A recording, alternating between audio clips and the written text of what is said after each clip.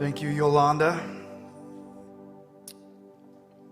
Before we jump in here today, I want to let you all know, many of you are participating on Wednesday nights in D3. D3 is a time for us to get into a room together and on Zoom together and work through discipleship. What does it mean to be a follower of Jesus? What does it mean to follow Jesus? Who are we following? And we're doing this together, and what does that look like? So really, really practical things. This week, the week before last, we looked at identity. What is our identity in Christ? And then this last Wednesday, we had our worship and prayer service in here, which was wonderful. And then this week, we're going to continue that theme of identity, but looking at it from a corporate perspective. Who are we together as Christ followers? And with that in mind, I would like to have a conversation this Wednesday around race and racism. And so even if you haven't been a part of D3 up until this point, I encourage you to jump in, and we're gonna talk about that. It's a really, really important conversation that we ought to be having. And so again, even if you've not been coming around, come and see what it's all about, but also participate in this really important conversation. So hope to see you there. It's at 6:30. You can either join here in person or online. If you have kids that you want to bring and drop off, then please go onto our website and register, just so we know how many kids we're going to have there. Welcome. So good to be here with you all, and those of you who are joining online, so glad that you are here as well in spirit. I can't see you, but you can see me, and I guess that'll do for now, but do miss you terribly, and always cherish the times that I get to see you face to face, whether that's worship in the park or some other time. But so good to be together here today. Let me pray, and then we're gonna jump into Matthew 16 together. Father God, I pray that you would open our ears, Lord, to hear your truth this morning. God, that you'd open our minds to understand. Lord, you've given us sound minds to be able to comprehend, to understand, to know you, and then to make decisions based off of those things. And Lord, would you open our hearts to be transformed by you and your Spirit who is in us. I thank you for everyone who's participating in the worship service here this morning, Lord. I pray that you would encourage us, but also challenge us here today. We pray these things in Jesus' name. Amen. Today's a tough one, guys. If I was even thinking, man, if you're looking for warm and fuzzies, you may want to leave today. Just fair warning. But God's so good and so gracious in the midst of these things. Jesus just speaks so much direct truth to his disciples and in turn to us, and it's such gracious truth. It's so good for us to know truth from lies and to be called deeper and deeper into relationship with Christ. And so that's what I see today. That's what the Lord's doing in my heart right now, particularly with this passage. It cuts deep. And so my hope is that you're encouraged and challenged. We're all over the spectrum, I know, when it comes to our relationship with Jesus, with spiritual things in many ways. Some of us are like, yeah, Jesus died for me, and I'm all in, and I'm doing this thing. And then some of us are maybe not so sure about Jesus and what this is all about. Some of us maybe have not been really thinking about our faith a whole lot. We've gotten swept up in our jobs and in our families and all of those things, the wonderful blessings that life does have to offer, but if we're honest, we've been distracted a little bit by those things as well. So we're all over the place, and I love that we're all here together to learn from the Word of God and see what He has for us. So let's jump in together. Before we do that, I was thinking about this passage, and I was there's a couple things going on here with respect to our realities, and there's a few weeks ago I talked about this permanent reality and our temporary reality, and I think Jesus goes here again in many ways. In our house, we like to play games. We like to play, not mind games, we like to play board games. And card games, board games, things like Settlers of Catan, just stuff like that where you really kind of get into like the board games. And some of you are there right there with me, and some of you are actually way more gamers than even us. But all throughout our family's life together, from when our kids were very little, we've played board games. I've played Pretty Princess with my daughter, and even my boys participated in that. Just all sorts of just fun puzzles, games, and all that stuff. And have you ever been playing a game, and you're in the middle of a game? It might be with your kids, maybe it's with friends, maybe it's with your spouse, and you are crushing it. Like, for whatever reason, the planets have aligned for you, and you are crushing that game. You know the rules, and you are leveraging the rules to your advantage, right? And somewhere in the middle of playing this game, you're so into it, and maybe you're just like, you can't help but gloat a little bit. You can't help but celebrate when things go your way. And somewhere in the middle of it, you look up at other faces, and the emotions don't match the what's happening here, right? And in your mind, we're just playing a game, and I happen to be crushing it right now.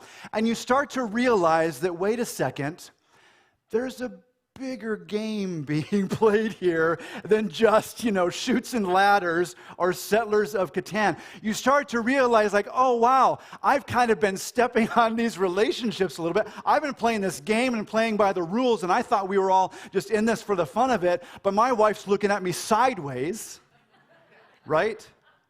And at some point, I'm going to have to get into bed with her later. Maybe. And I realize in that moment, in moments like that, we engage in these fun games, but there's still the bigger picture.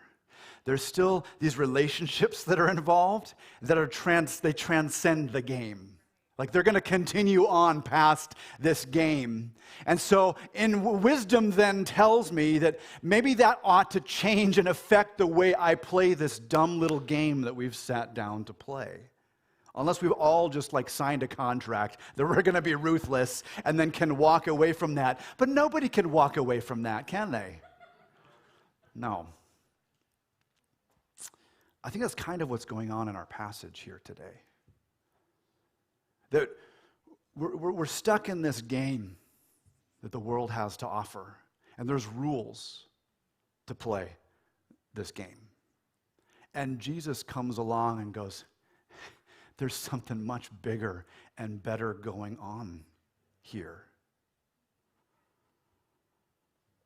We've been looking at, last week, we started off this passage in Matthew 16, and I really want us to understand that I really see verses 13 through 28 as a whole unit. This is a huge hinge in the Gospel of Matthew.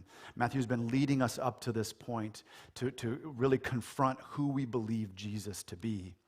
And so last week we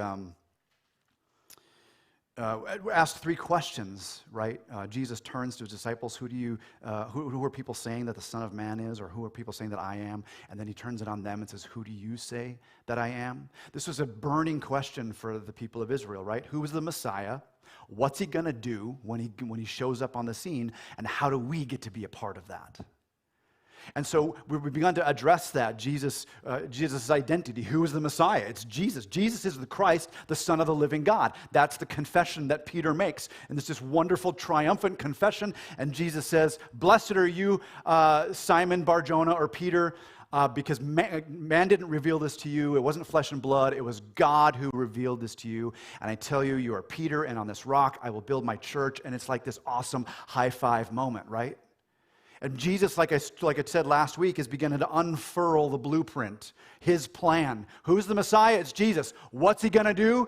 And he begins to unfurl it. He's going to build his church. And he's going to build his church on the foundation of the apostles and the confession and the truth that he is the Messiah, the Christ, the Son of the living God. There's this amazing proclamation, and that's part of the blueprint. But he doesn't unfold it all the way. And that's why at the end of that passage that we looked at last week, he says, don't tell anybody. Why? Because they had no idea who he really truly is and what he was about to go do. And in our passage today, Jesus begins to unroll the blueprint all the way. And they, including Peter, do not like what they see, because it is completely different from the rules of the game of this world. Jesus, or it says here in Matthew chapter 21, from that time, Jesus began to show his disciples that he must go to Jerusalem and suffer many things from the elders and chief priests and scribes and be killed, and on the third day be raised. This is important for us to pay attention to. It says from that time. So there's this turning point now. Jesus is now setting his eyes on Jerusalem and the cross. Not that he's been ignoring that or not seeing that, but in the storyline in this gospel that Matthew's presenting to us, it's now turned. Now Jesus is heading towards the cross, and he begins to talk about the cross very plainly, although they completely miss it. And it says here that from that time, he was beginning to tell them that the Son of Man, that he must go to Jerusalem and suffer. That's an important word for us, must, that Jesus must go and do this.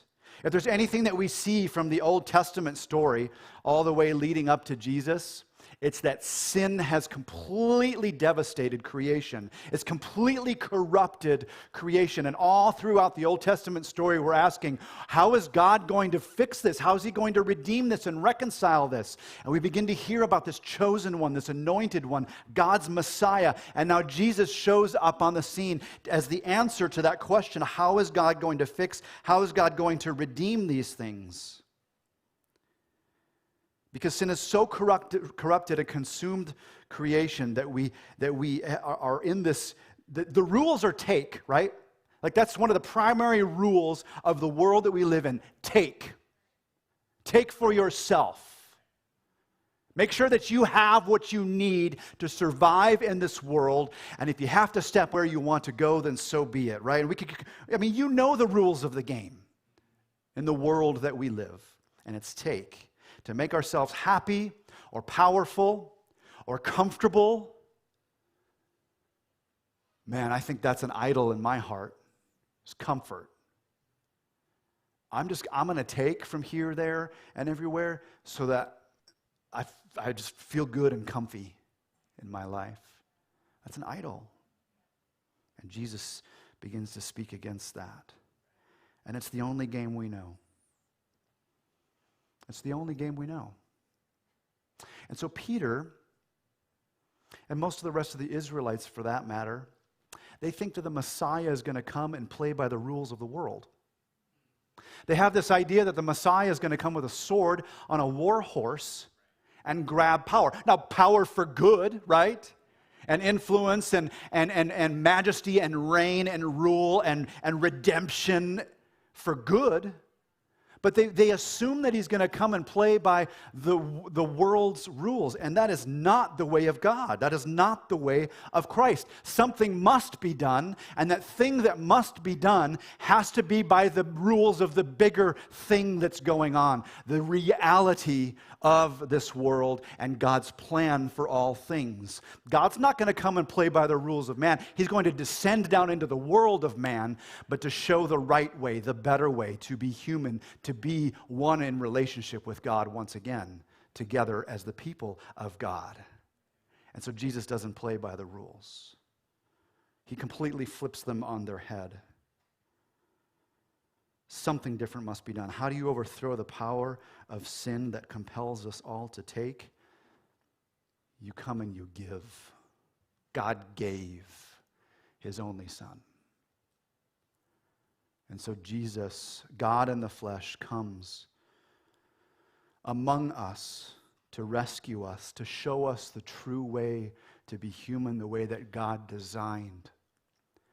And it looks like humility. And it looks like love and hope and joy. And in the midst of a sinful world, when you bring those rules into the worldly game, suffering will come. It results in pain and suffering. And yet that is the way that Jesus has shown us. God's answer is not to take more, but to give everything. We see this in Christ's temptation. You remember, it's been a long time now, but Matthew chapter 4, when Jesus goes out into the desert after his baptism to be tempted. 3 times Satan, the accuser, the tempter, tempts Jesus with different things. And if you think about it, he tempts him to turn the stones into bread to eat because he's been fasting for 40 days. And then he brings him up onto the temple and says, throw yourself down because the Bible says that God will send his angels to protect you. And then he brings him up onto this huge mountaintop and says, I'll give you all the kingdoms of the world if you bow down and worship me. When you go through all 3 of those things, those were rightfully belonging to Jesus, were they not? Jesus had every right to, quote unquote, take those things because he's the King of Kings and Lord of Lords. He is the Creator God. But he didn't come here to play by those rules. He came here to give. And so in his temptation, we see Jesus resisting the rules of the world and that taking that is so tempting to do for ourselves. And he gives, he resists, and he submits himself to the will of God the Father. So Jesus says he must go to Jerusalem and suffer and die at the hands of men who should know better, the scribes and the elders and the priests, because only then will he come back to life again. Only then will he conquer sin and death. It's amazing that Jesus predicts his death and resurrection and then goes and does it. The Jesus way is death to life. Not life to sort of evade death, whatever sense of death we think of, whether it's in this life or we can't avoid death, right? That is part of the rules. And yet Jesus, he came and broke those rules. And the promise for us is that through Christ, we can have eternal life. Although we might die, we will live on in eternity with him. But the only way he broke those rules is by coming and bringing a different set of rules through humility and suffering. And so Jesus says these things. He lays it out for them. This is the blueprint. And now Peter, he's kind of high on his horse. Peter's just been called the rock, right, by Jesus. And you smell what the rock is cooking. And he's like feeling good about himself. And so he rebukes Jesus gently, but he's kind of like, oh, what? Die? Like, we got to cut him some slack. The idea that the Messiah, God's chosen one who would redeem Israel, would actually come and die was that was an impossibility. Like, we look back on that now and we go, yeah, no, the cross, Jesus, he died and he rose again. That's insane. Like, nobody does that, right? So Peter, in some ways, kind of rightfully, from his perspective, is like, wait a second, I just said you're the Christ, the Son of the living God, and then, that was a word from God, and now you're calling me the rock. Jesus, may it never be that way with you. You're not going to go and do that. He hears Jesus talking crazy talk, and he corrects him. He says, far be it from you, Lord. That's actually kind of a miserable translation. I don't know why. Sometimes, in our English, it's not like it doesn't, completely change the meaning of it, but it's actually, the word there is mercy. And so it's probably a common idiom, far be it from you, Lord. And the best version that we have is, Lord, have mercy. Right? Oh, Jesus, Lord, have mercy on you. Oh, God, be gracious to you, Jesus. That's not going to happen to you. So he kind of just throws this out like, no, Lord, have mercy on you. That's not going to happen to you. I just said you're the Messiah. Now buck up and let's take over the world. I really think that's what Peter's thinking. And I love this. Peter says this, and Jesus stops in his tracks. I almost imagine, it says that Jesus turned. That's terrifying. Because I imagine they're walking along, and Jesus is like, hey, the Son of Man, I'm going to have to suffer by the hands of these evil people, but then I'm going to come back to life again. And Peter's like, oh, Jesus, stop talking crazy talk like that. That's not going to happen to you. And then Jesus stops, and he turns. You ever been turned on like this? Just...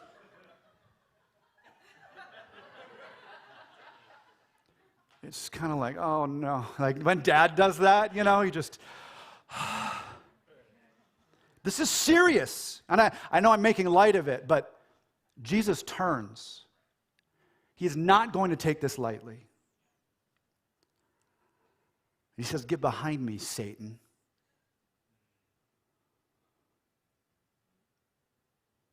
Anyone ever said that to you? No. Some of you, yes. Probably deserved it. No. Who's he calling Satan? Yeah, that's right. That's right. That crazy talk. That's absolutely right. Is he calling Peter Satan? I'm not so sure he's not. I know, right? What's happening here is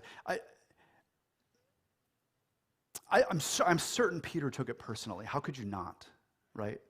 I don't know that Jesus even ever pulled him aside. He was like, "Hey, when I called you Satan, here's what I meant, you know." No, this is serious. I don't think he's actually literally saying, "Oh, Peter, you're actually Satan incarnate."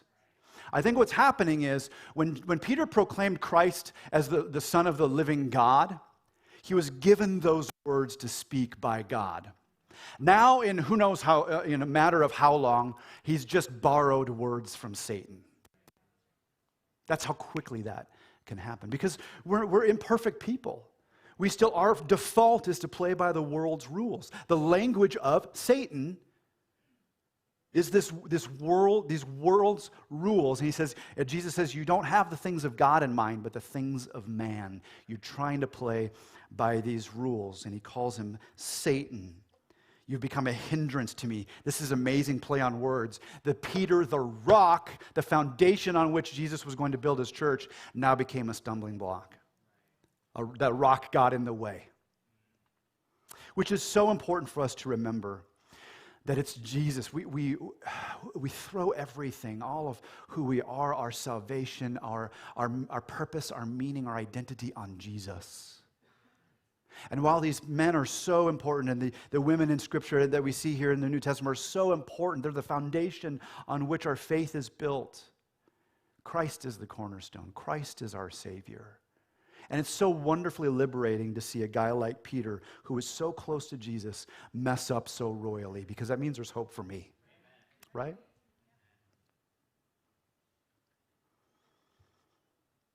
This is not some haphazard remark. Peter's mind is set on the things of man, not God. And at that moment, I feel like he says this to Peter, and then Jesus is like, you know what? Bring it in, guys. Come on, let's talk. That's what he does. And he begins to tell them, if anyone would come after me, let him deny himself and take up his cross and follow me. That's our anchor verse today, guys. If you write in your Bible, underline that. If anyone would come after me, anyone, not just the super holy, not just the ones who have kind of checked the boxes in life and are doing a pretty good job. He says, if anyone would come after me, let him deny himself and take up his cross and follow me. This is really non-coercive, isn't it? Jesus doesn't say, hey, you better get in line. Although he did just say to Peter, get behind me, Satan. In other words, you're trying to tell me what to do and it's the wrong thing. Get back in line, bro. That's what he's saying.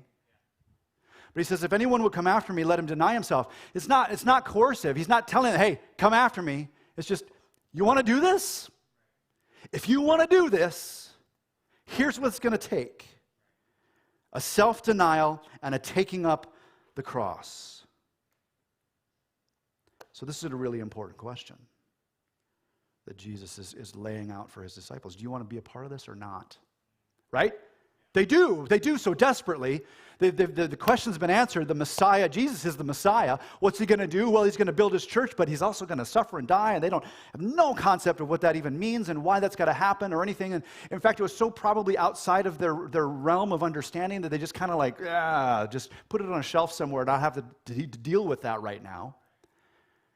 But they still want to know, how can we be a part of what you're doing, Jesus? We want to be with you on this. And the question that we have to face here today, and I think every day, is, do you want to follow Jesus?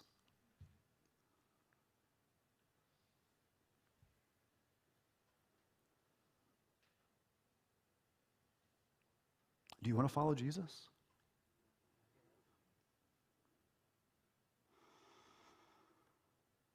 The question is not, do you want to go to heaven someday? Jesus doesn't say that. He says, if anyone wants to go to heaven someday, do this. Now, we are promised eternal life in Christ. We are promised heaven and glory. But eternity starts today, guys.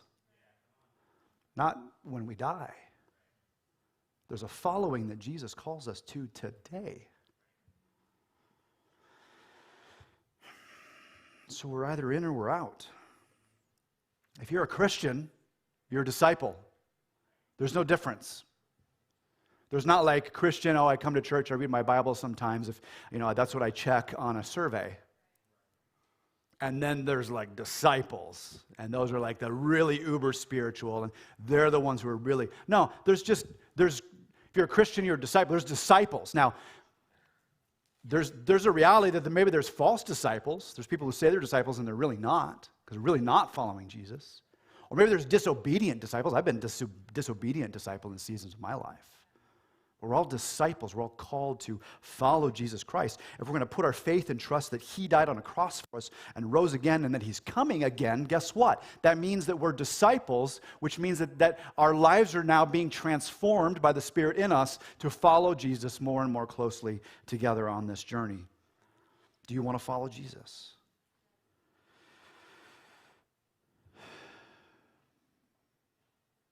This call is for everyone who trusts in him. And he says, let him deny himself and take up his cross. And this is where I want to spend the remainder of our time, in this concept of denying ourselves and taking up our cross. This is shocking that Jesus would say this. And a lot of you have heard this before. We hear this a ton, right? Like, consider the cross. Think about the cross. We got a cross over here. We have crosses on the walls. We see crosses on necklaces, tattoos, like all that stuff. Crosses are everywhere because it's a symbol of our faith. It's a symbol of Christianity. We look at that and we go, man, see what God has done for us. And that's okay. That's good. That's a right way to see that. Peter and James and John and the other people, they did not see the cross that way. The first thing that they thought of when they thought of cross was probably a sight they had seen of people nailed to these beams of wood in an open public place on the highways and the byways as examples of, this is what Rome will do to you if you rebel and disobey. That's the cross. And Jesus is saying, take that up and follow me. This is a devastating thing for them to hear. This is shocking. Here in the U.S., we have the privilege of taking this metaphorically, right? They did not. The cross was a symbol of, it was not a symbol of faith, hope, and love. It was a symbol of death and suffering.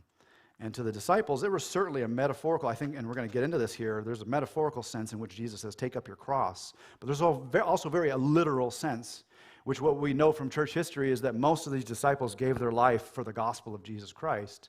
Tradition tells us that Peter was crucified upside down. This was a reality when Jesus says, take up your cross and follow me. He wasn't joking around. And that phrase, and follow me, it's a life of following me.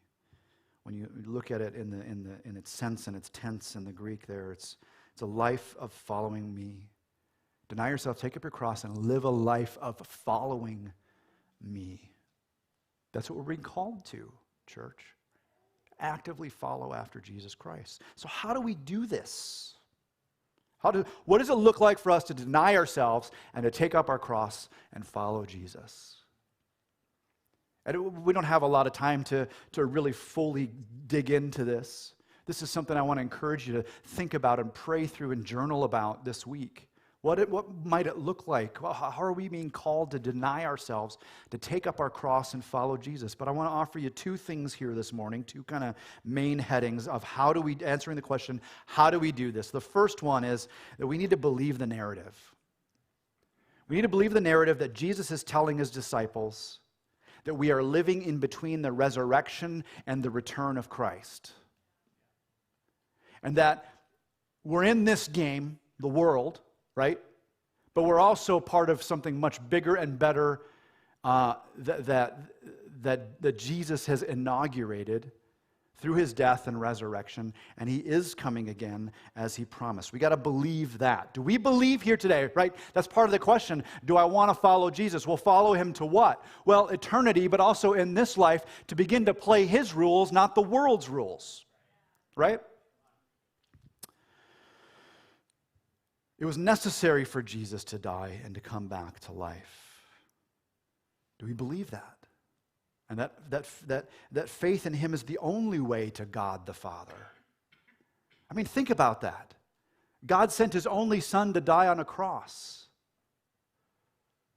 And then in the power of the Holy Spirit, comes back to life again. God in his grace has made a way for us to know him. Do you believe that or not here today? And that's something we have to wrestle with and come to terms with. And if we believe that, then we got to believe that Jesus said what he said about coming back again, that he's going to return. And just as he said here, that the Son of Man is going to come and he's going to judge everyone according to what they've done. Do you believe that? Do you believe that one day we're going to be facing Jesus on the day of the Lord, on a judgment day, on a day where we stand before Christ? That's the narrative that Jesus is telling here. And will we look back and see a life of self-taking or a life of self-giving? Will you have gained the whole world? Will you have played the rules of the world really, really well? But at the end of all things, standing before Christ, realizing that in doing so, you've forfeited your soul. You weren't in the real, I don't want to call it a game, because it's not. In the reality that God has a plan to restore all of creation, and he's inviting us into his plan. And the way into that is through Christ, belief in him and following after him. And that following is marked by self-denial and cross-bearing. He's going to establish his kingdom forever. It's happening. Even in the time of the disciples, Jesus says something kind of cryptic here at the end. He says, "Truly I say to you, there are some standing here who will not taste death until they see the Son of Man coming in his kingdom." I think there's this promise that he gives his disciples to go, hey, this is a truth. What I'm telling you is true. And you're going to see hints of that even now before you even die. And scholars kind of argue about what Jesus is talking about. Is he talking about his death and resurrection? Certainly.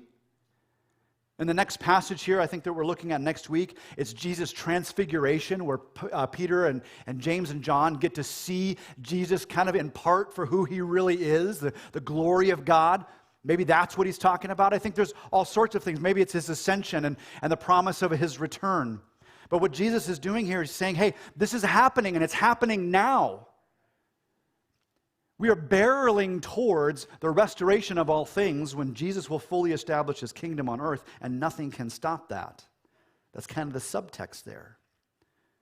So we need to believe in this truth. Now, there's all sorts of narratives, right, that counteract this. There's all sorts of things out there that tell us otherwise. And no, actually life is just about pursuing happiness.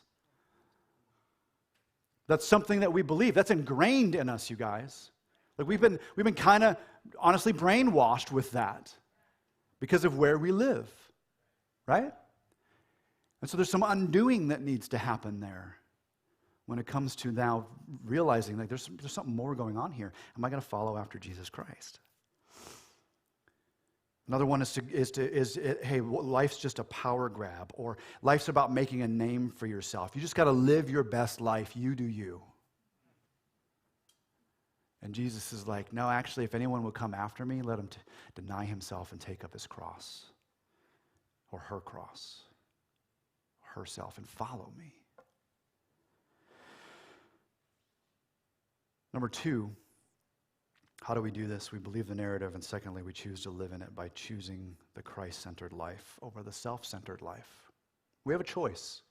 Jesus is not coercing us. He's offering us a choice. You want to follow me or not? Because if you want to follow me, you need to choose the Christ-centered life over the self-centered life.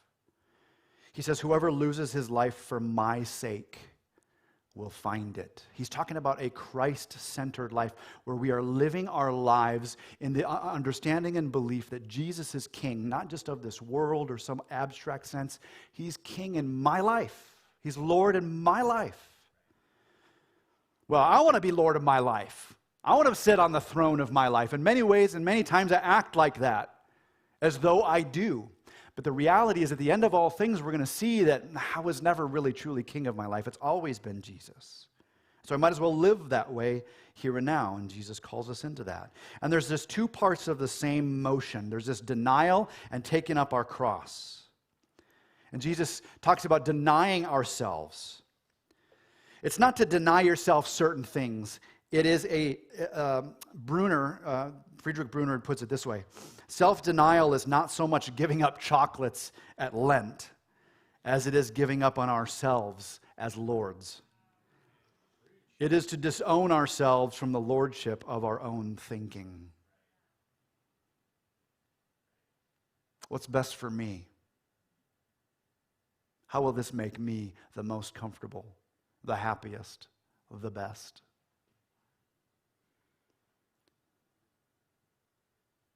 And it shows up in self-love, where we protect ourselves, or self-loathing. Both are very selfish. Both are acting as though we're the kings or queens on the throne of our life. There's self-preservation, of just protecting myself, self-promotion, self-reliance, all of these things that we're just so naturally good at. And Jesus comes along and he is beginning to undo that in our hearts, but he's calling us to participate with him in that through denying ourselves and the lordship that we want to claim so bad. And so it's this switching from making decisions with me in mind to making decisions with Jesus in mind. Remember, you guys remember the WWJD, What Would Jesus Do thing like 15, 20 years ago? People wore bracelets and all that stuff, and it was very well-meaning. I think that's where it got it wrong, was this idea, what would Jesus do in this situation? As though Jesus is like over there and has sort of given us a model or an example to follow. I think a much better question when it comes to this lordship of Christ, this Christ-centeredness in my life, is praying, Jesus, what would you have me do right now? I'm going to be meeting with so-and-so and such, and my kids are driving me batty, and all the different things that we deal with. Jesus, what would you have me do right now? How can I deny myself and love the people that you've put into my day in a way that you love them, in a way that is Christ-centered? We need to discipline ourselves to pray moment by moment, Jesus, what would you have me do right now? And then he says to take up your cross. So there's this denial of self, and then he goes even further. There's this morbid picture of taking up the cross. Back then when people were crucified, they had to carry their own cross. Jesus had to do the same. He's not talking about atoning for our sins. That's not what he's talking about. Christ has done that at the cross. It's not like we have to impress God with how much we've killed ourselves in this life for him. Christ has taken care of that. But Jesus calls us to follow in his footsteps. We serve a suffering king. If we're going to follow a suffering king, why would he expect us to do otherwise? But to follow in his steps after him. It's losing oneself for Christ's sake. And as witnesses, when we take up our cross, we're actually pointing to the cross of Christ. And it will result in loss in this life when we do that. When we truly take up our cross, we start living that Christ-centered life, we're going to miss out on promotions. We're going to miss out on reputation or popularity or finances or even life itself. That's what Jesus is calling us into. But the rewards are far better. Because in giving up our life, we're actually gaining it, Jesus says. He's turning the rules upside down. And I know it doesn't make sense to us because we're playing this game, but it's true. Taking up our cross, it then necessarily leads to acts of love. I really do believe this. I mean, the Bible says that God shows his love for us and that while we were still sinners, Christ died for us. We get to look at the cross of Christ and see the love of God poured out for us. So when Jesus calls us to take up our cross, that then becomes a demonstration of our love to those around us. So with the whole of this Matthew passage, 16:21-28 in mind, there's a call on the church to be Christ-centered in our doctrine and in our teaching and our proclamation of the gospel of Jesus Christ. That Jesus is the Christ, the Son of the living God. On that rock, Jesus is building his church, right? But also in our doing. It's not enough just to preach the gospel day in and day out. We also need to step into it and walk in it. And we do so, Jesus says, by taking it on our cross, by bearing our cross. It's our following that leads us to the laying down of our lives in love toward our fellow humans for the sake of Jesus Christ. We're to lay down our lives for the people around us so that we might be witnesses pointing the cross of Christ. Because when we live by those rules that are very counter to the world's rules, people will begin to pay attention and see something different, and they might reject you for that, or they might receive Christ because of that. But that's what we're called into. So don't walk away from this too easily, church. Don't just step away from this passage. When you wake up tomorrow morning, I'm speaking metaphorically here, but when you wake up tomorrow morning, there's going to be a cross at the end of your bed. And you have a decision as to whether or not you're going to take up that cross. To do what Jesus says because you want to follow him. You believe what he's saying about who he is and where this world is heading. All of creation. And you want to answer his call to follow him, which requires denying ourselves and taking up our cross. In the Gospel of Luke, he adds this word daily. And it's a wonderful word. Luke says, if anyone would come after me, let him deny himself and take up his cross daily and follow me. That's such a good word because it means that this denial and taking up our cross, it shows itself in just the day-to-day menial things of life. Just a daily thing where we pray, Jesus, what would you have me do? And we lay down our lives in certain ways and in different ways as it fits the occasion to point to the cross of Christ. But I also love the word daily because it means that if I screw up today, I've got tomorrow. And the next day, and the next day. And God is so patient and he's so gracious towards us. So if we play the game of the world, we might win, but we've actually lost. And our function in the greater reality that salvation has come to us through suffering and victory through defeat and honor through humility. And so let this show up this week in your lives, in the small, in the day-to-day, in the inconveniences where we have to deny ourselves and take up our cross. When the kids are whiny, when your spouse and you aren't seeing eye to eye, when it feels like friendships are blowing up, in the middle of hard conversations like we're going to have on Wednesday, let's follow Jesus into this together to his glory. Amen? We're going to turn our hearts now towards communion in a response to Christ in this, who did give all things for us. He's gone to places we can't go. by giving him for the cross for us. God gave to us. Let's remember that. Let's celebrate that Christ's body was broken for us and his blood was shed for us. If you're a follower of Jesus, I want to invite you to participate in this, but take some time to just pray. Maybe even begin to ask that question, Jesus, what would you have me do? Maybe this is a time of confession for you. We've been talking about confession in this last week of Lent. We're looking ahead to solitude. Maybe you just want to take some time of just solitude right where you are in this moment, just to be with God.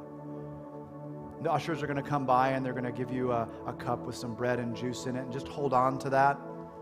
And then I'm going to be back up here. We're going to receive this together.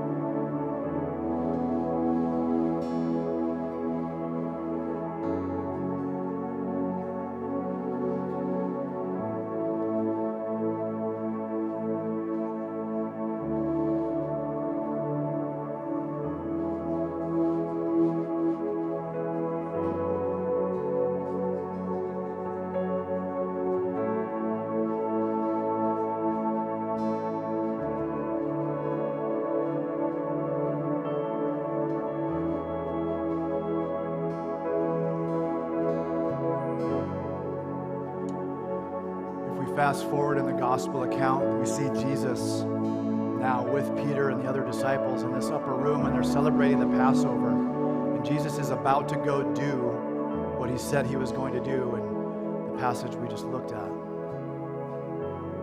And Jesus took the bread and he broke it. He said, "This is my body broken for you. Eat and remember."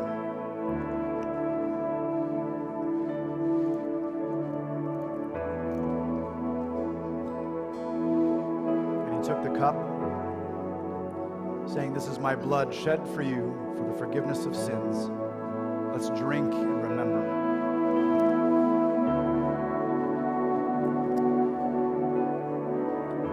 Would you all stand, please?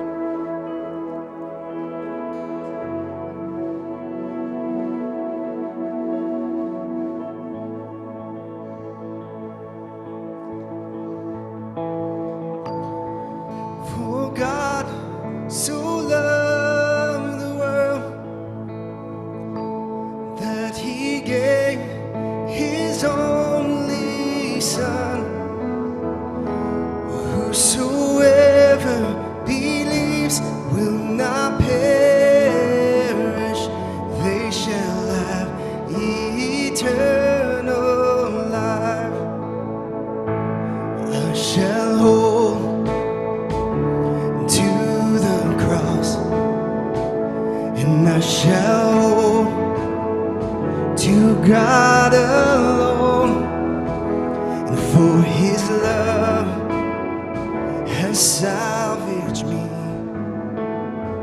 for his love has set me free. For God so loved the world that he gave his only Son. Whosoever believes will not perish, they shall have eternal life.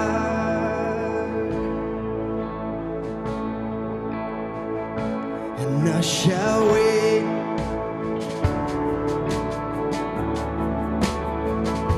and I shall wait upon His word, and by His grace I am released, and by His grace I am redeemed.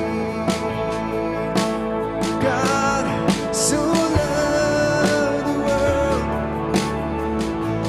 that He gave His only Son, and whosoever believes will not perish, they shall have eternal life.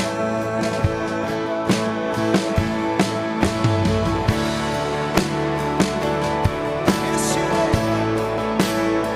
Yes, you will.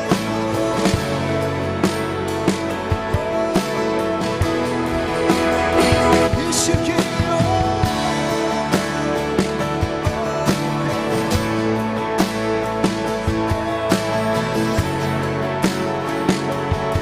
by His blood we are free today.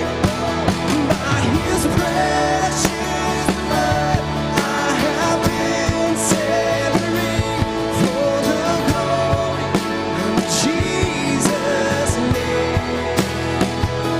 And I surrender all now to Christ alone.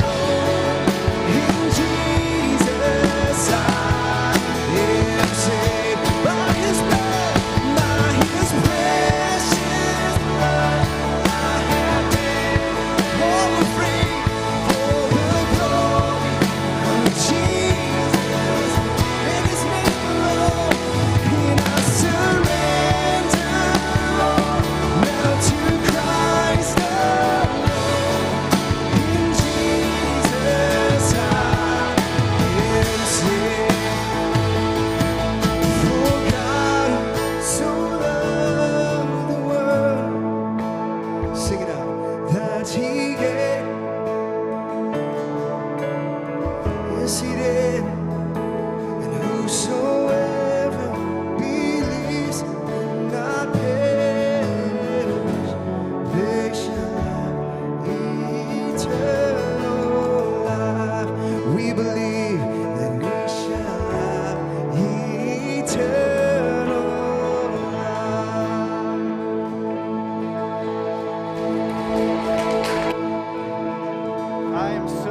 I'm so encouraged by you and by the Spirit of God who is present among us as we worship and serve the living Jesus. So glad that you're here. So glad that you are online with us. As you leave here, we do have boxes at the back if you'd like to give to the ministry of Heritage Church. We also have options online for giving. Also, we are reintroducing coffee today, so we have that out there, and it's delicious, and there's donuts. So glad that you're here. I just want to send you with this benediction, this prayer as you go out as ministers with the ministry, as you will face the very stark reality this week of whether or not you're going to live for yourself or live for Christ and deny yourself and take up His cross, not to impress God or anybody else around you, but because you want to follow after Jesus, your Savior and your Lord. So would you raise a hand as you leave here today?